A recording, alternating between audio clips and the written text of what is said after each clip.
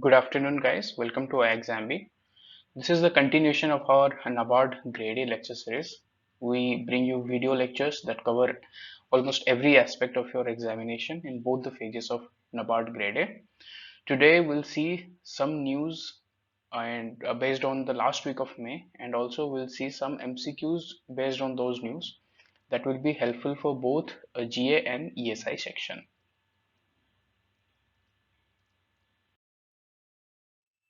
Before starting up, I would like to announce that we have started our fresh new batch for NABARD Grade-A 2021 for both generalist and legal.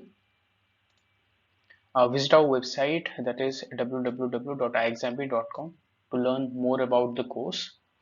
Here are the USPs of our course. Apart from 700 video lessons, 10,000 practice questions, and 500 study notes, we provide live classes for doubt clarification, and we also provide both phase 1 and phase 2 mock test as well as descriptive mock test.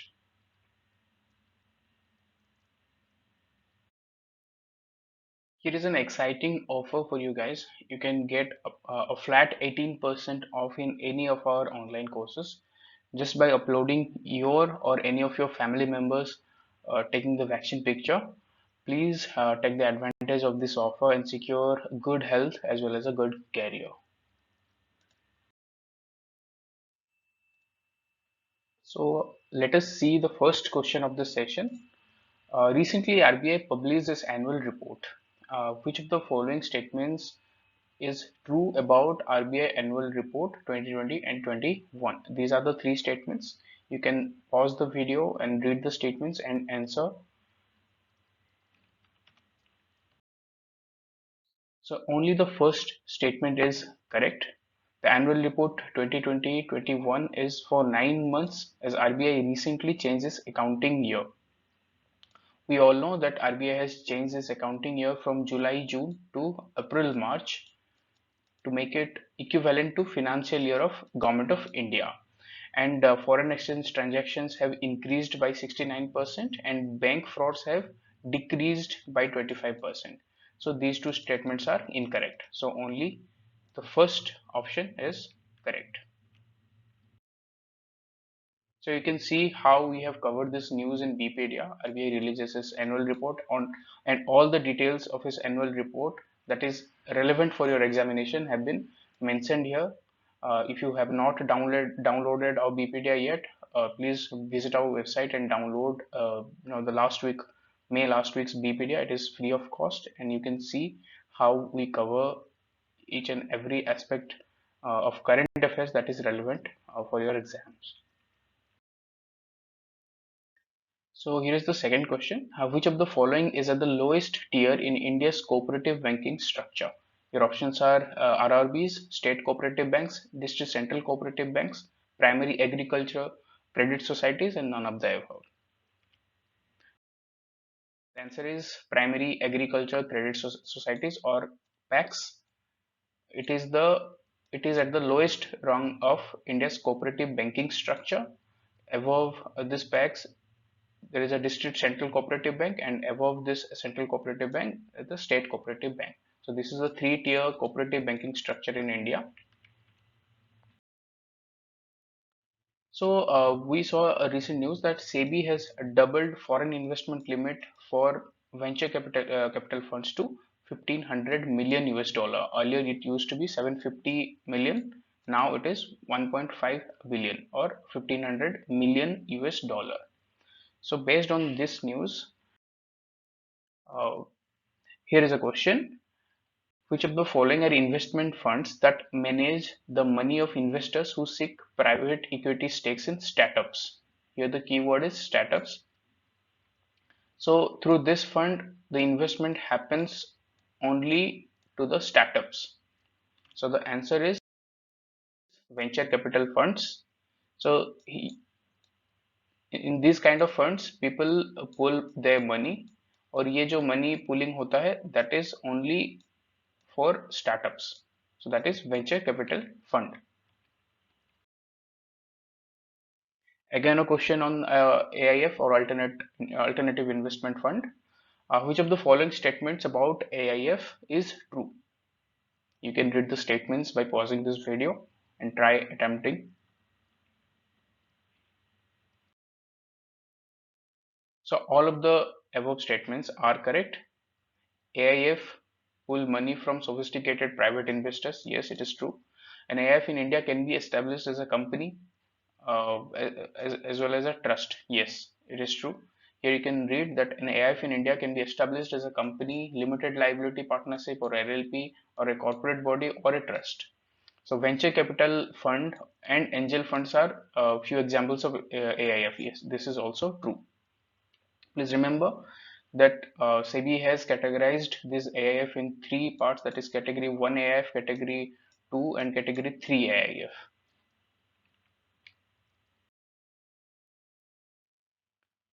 Here's the fifth question. Which of the following statements about non-convertible debentures or NCD is true?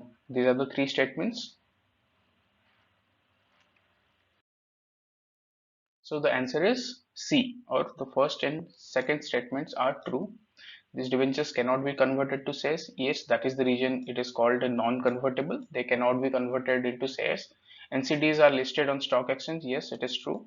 All NCDs are secured and backed by the company's assets. No, this is not true. We know that NCDs can be secured or unsecured. An NCD can either be secured or unsecured. A secured NCD is backed by the issuing company's assets. So unsecured NCDs में वैसे security नहीं रहता है at the in any case of winding up the company. ये जो unsecured NCDs रहते हैं इन्हें पैसा नहीं मिलता है, but the secured NCDs get their money back, and these two statements are correct. So here's the sixth question. Which of the following statement is true about debt securities? You know there are two kinds of securities. One is equity securities and debt securities. It is asking which of the following statements are true. So these two statements are correct. Equity securities don't provide guaranteed dividends, but debt securities come with fixed return. Yes, it is true. Equity securities indicate ownership.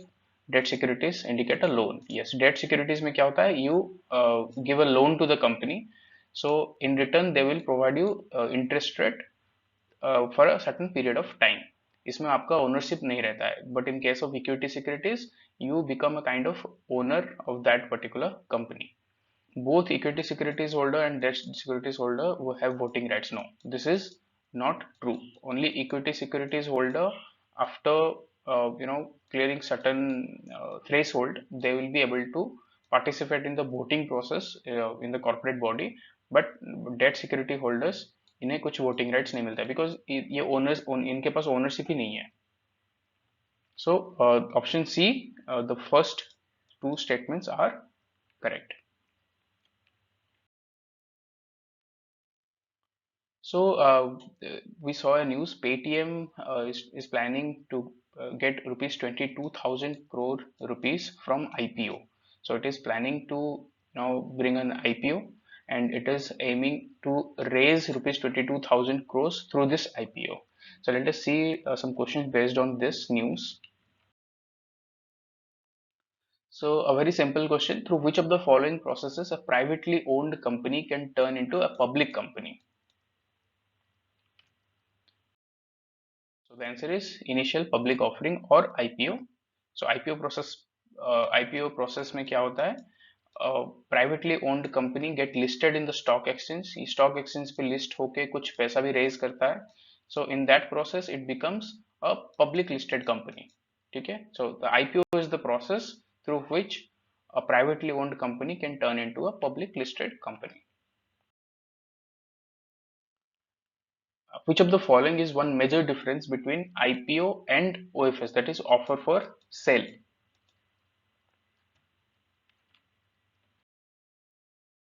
Yes, C is the answer here. In OFS, securities are not issued directly to the public but are offered for sale through intermediaries.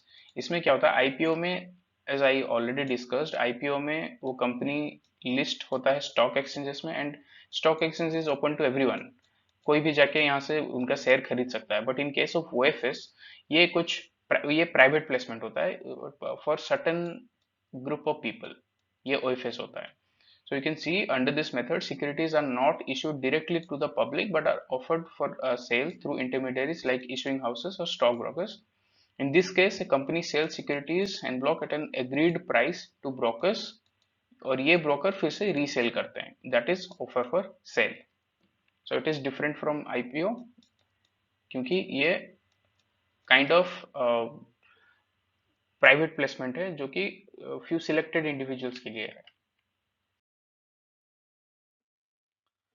So we saw a recent news that an 8-member ministerial panel under Meghalaya CM has been established to examine the need for exempting GST on COVID essentials like vaccine, drugs, sanitizers, masks and PPE kits, oxygen related equipments. ये एक GST panel बिठाएं to examine कि ये सारे जो Covid essentials हैं इनके ऊपर हम GST एग्जेम्प्ट करते हैं. So here is a question based on GST only.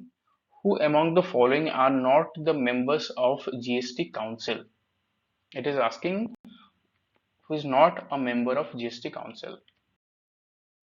Yes, the answer is Niti Aayog CEO.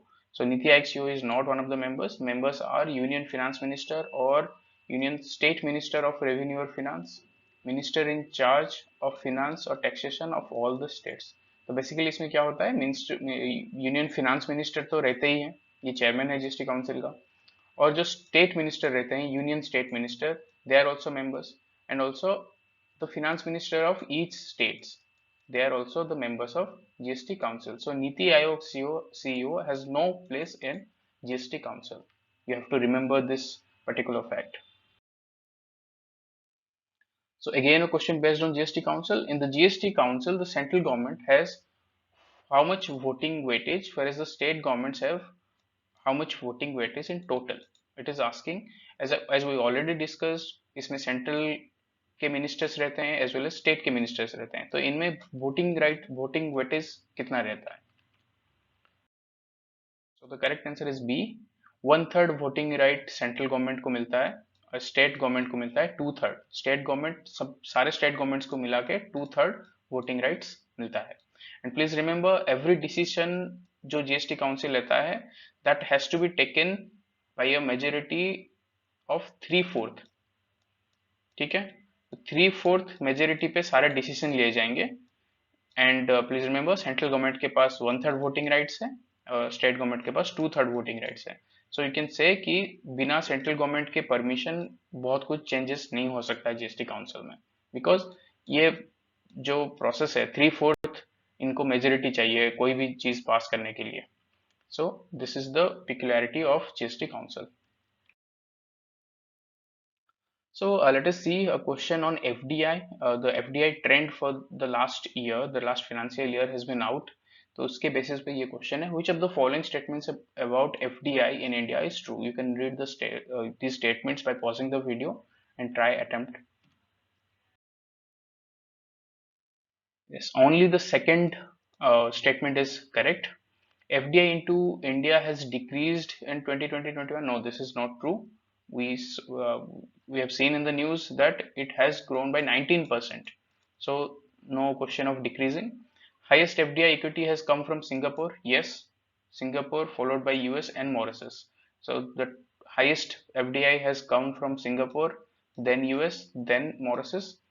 India has attracted lowest ever total FDI. No, it has attracted highest ever total FDI, that is inflow of 81.72 billion in the last financial year.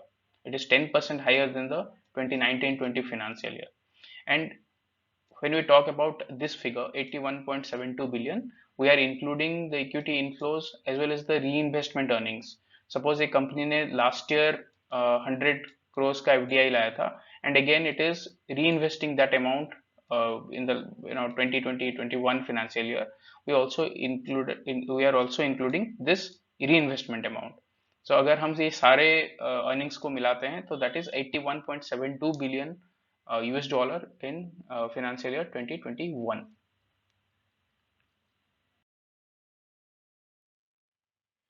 Here is a question based on ECL GS scheme.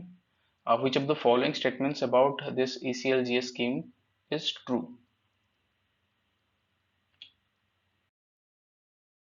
Yes, all of the above statements are correct. So the emergency credit line guarantee scheme, Mudra borrowers can avail this ECLGS. Yes, it is true. As per the scheme, 100% guarantee coverage is to be provided by National Credit Guarantee Trust Company Limited. Please remember this, the name of this organization. So ये organization 100% guarantee देगा, for all the beneficiaries of ECLGS.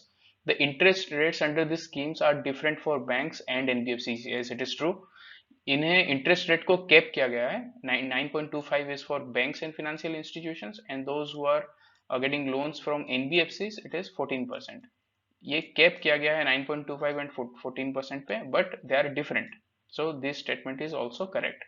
So basically क्या होता है, जो national credit guarantee trust company limited है, ये organisation banks को guarantee देता है कि ये बेनिफिशियरी है, आप ये जो लोन लिए हैं इसका गारंटी हम लेते हैं. So this is the basic idea behind this emergency credit line guarantee scheme.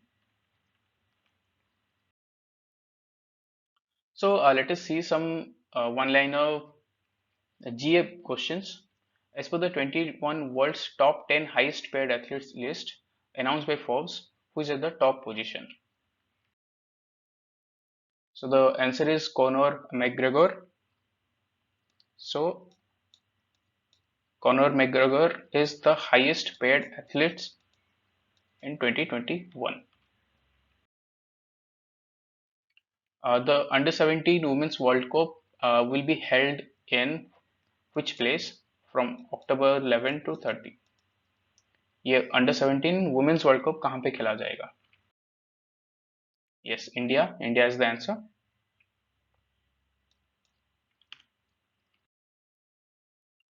So, who is the author of the book Languages of Truth Essays 2003 to 2020? इस बुक को किसने लिखा है? Yes, Salman Rushdie is the answer. So Salman Rushdie is the author of the book Languages of Truth Essays 2003 to 2020. So this is it, guys. Hope you have liked the session and you were able to learn something from this session. Please feel free to share this video with your friends who are preparing for government examinations. Don't forget to like this video and subscribe to our channel to get more such videos that will be helpful for your preparation.